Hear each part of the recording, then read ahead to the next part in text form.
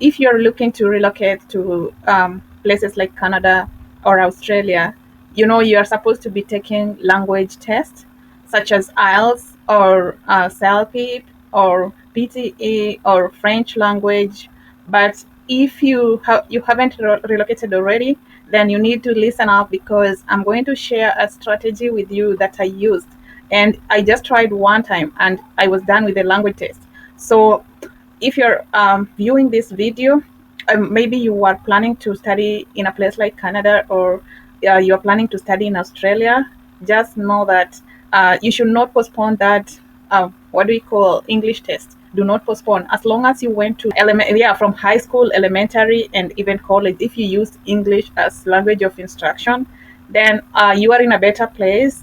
You should not be scared with the language test, because I was just doing for the first time in my life. I've never done English test before, but I had the confidence that even if I'm given that English test to do, I was very confident that I will make it. Why? Because I had a strategy. I didn't know exactly what to do at first because I was scared.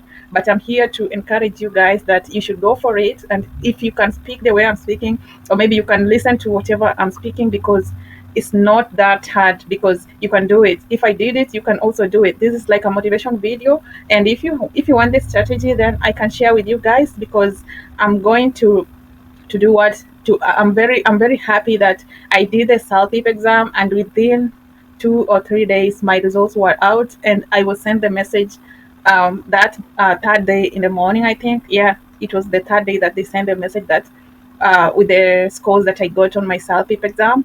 And I was so happy because I didn't have time to prepare for the exam.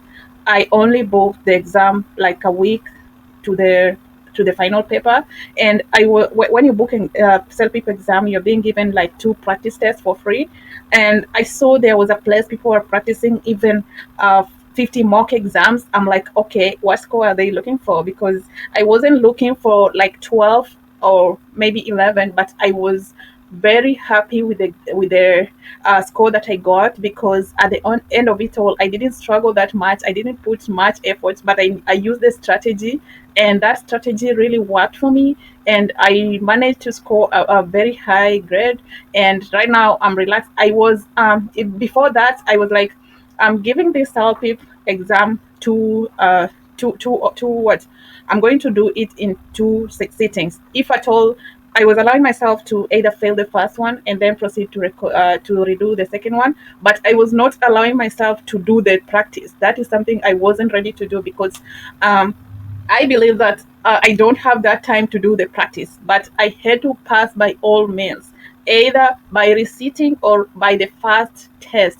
And what happened is, like, I managed to pass my self-pip test on the first sitting, and that is it. So what I did, I wasn't even able to go through the practice test, because they don't give the whole test in one practice test, because you're supposed to take the what is it, this listening, the reading, the speaking, and the writing all together. But the practice test, you will only be graded for the reading and listening. You cannot be graded for speaking and writing. Yeah, so because it is just like computer based, and nobody is there to grade how you have written your whatever your test in the practice test, or maybe how you are speaking. So you can't get exactly what the grade that you are supposed to get. Like, you that whatever self-pip test gives you is just a prediction of what you might get.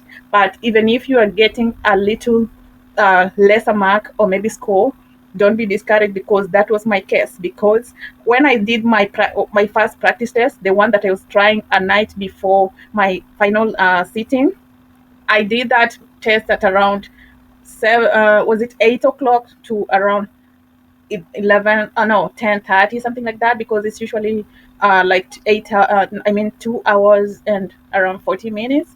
Yeah, so I took about 2 hours 40 minutes that night before I did my final test. And what I got, you could not imagine, because I was below I scored below the required grade. the required score, and I was so discouraged. I was like, how am I going to do this tomorrow? But I still had the courage. I said, that is not my grade. I refused those grades. I was like, I disputed them. I was like, I don't think I did something wrong with that one.